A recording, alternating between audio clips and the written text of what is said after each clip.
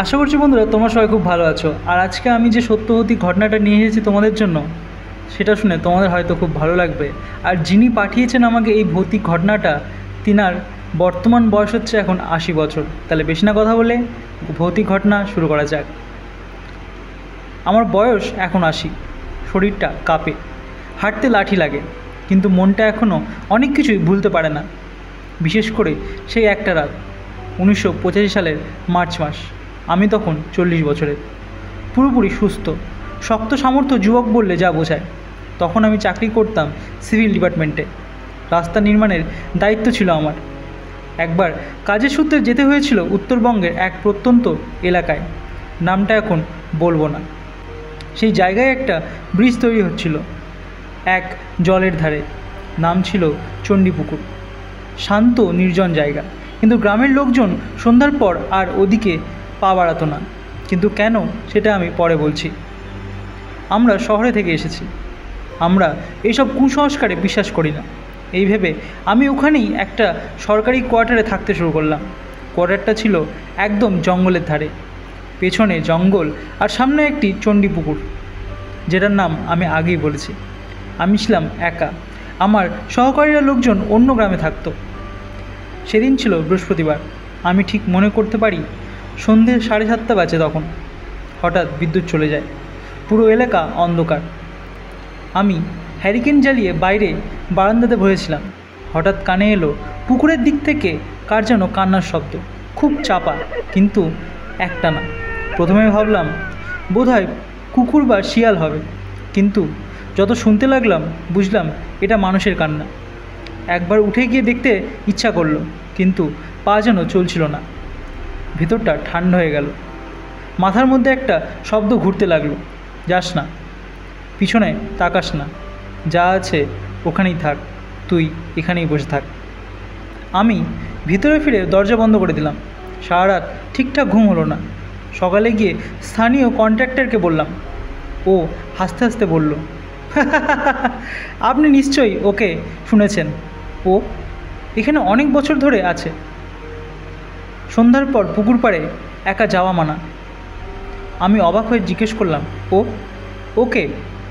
লোকটা একটু থেমে বলল, এক মেয়ের আত্মা।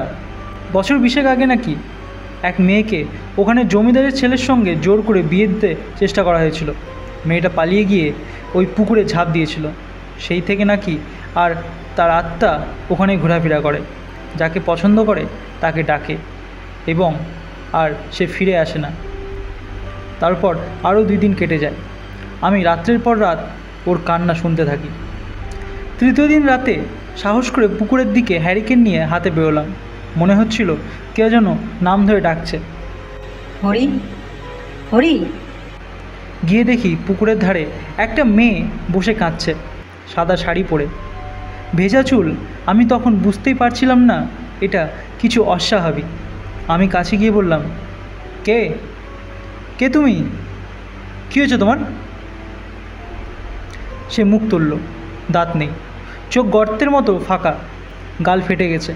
আমি পেছনে ঘুরে দাঁড়াতেই সে সামনে আমার, কিন্তু আমি এদিক ওদিক দিক বেদিক হারিয়ে দৌড়াতে শুরু করলাম, কিন্তু পা চলছিল না। মনে হচ্ছিল কেউ পিছন থেকে পিঠের উপর চেপে বসেছে। বুক ধড়ফড় করছিল, চোখের সামনে সব ঝাপসা। তখনই মেয়েটি বলল, হরি। আমি অজ্ঞান হয়ে গেছি।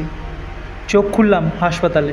গ্রামের লোকজন নাকি ভোরবেলা আমাকে কোয়ার্টারের পেছনে বাঁশঝাড়ে অজ্ঞান অবস্থায় পেয়েছিল। ডাক্তার বলেছিল সাপে কেটেছে, কিন্তু আমার গায়ের কোনো কাটার দাগ ছিল না। 3 দিন পর শহরে ফিরলাম।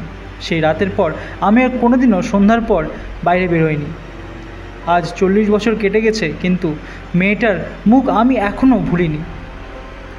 অনেক ডাক্তার দেখিয়েছি, পণ্ডিত দেখিয়েছি, ওঝাও দেখিয়েছি, কিন্তু সব বলেছে আমি বেঁচে গেছি আমার কপালের জোরে। কিন্তু আমি জানি আমি সেদিন কীভাবে বেঁচে গিয়েছিলাম। রাতের পর রাত আমি ঘুমোতে গেলেই কান্নার শব্দ শুনতে পাই। মনে হয় পুকুরের ধারে কেউ যেন এখনও বসে আমার নাম ধরে ডাকছে। শুন বাবা, তোকে আমি বললাম কারণ তুই খুব জোয়াজুরি করছিলি তাই। আসলে আমি একটু আমার বাড়ির পাশেই কাকুটার বাড়ি ছিল, তো আমি একটু জোরাজুরি করছিলাম যে কাকু বলো বলো গল্পটা। তো লাস্টে কাকু ওনার সঙ্গে যে ভৌতিক ঘটনাটা হয়েছে সেটা আমাকে বললো। তো আমি আসলে কি বলবো, কাকু তো না দাদুর মতো হবে, কিন্তু ছোটোবেলা থেকে অনেক ছোটো থেকে কাকু কাকু বলে অভ্যাস হয়ে গেছে, তাই আমি আর কাকু বলি না, দাদুই বলি। তো যদি আশা করছি তোমাদের এই ভৌতিক গল্পটা একটু যদি খুব ভালো লাগে তাহলে অবশ্যই বলিও কেমন লাগছে। আর তোমাদের কাছে যদি কোনো সত্য ভৌতিক ঘটনা থাকে তাহলে অবশ্যই কমেন্টে লেখো যে আমার কাছে ভৌতিক ঘটনা আছে, আমি পাঠাতে চাই। তাহলে আমি আমার কন্ট্যাক্ট নাম্বার বা কিছু একটা ফেসবুক লিঙ্ক ফিঙ্ক দিয়ে তোমরা সেখানে ভৌতিক ঘটনা পাঠাতে পারো। তাহলে আজকের জন্য বাই।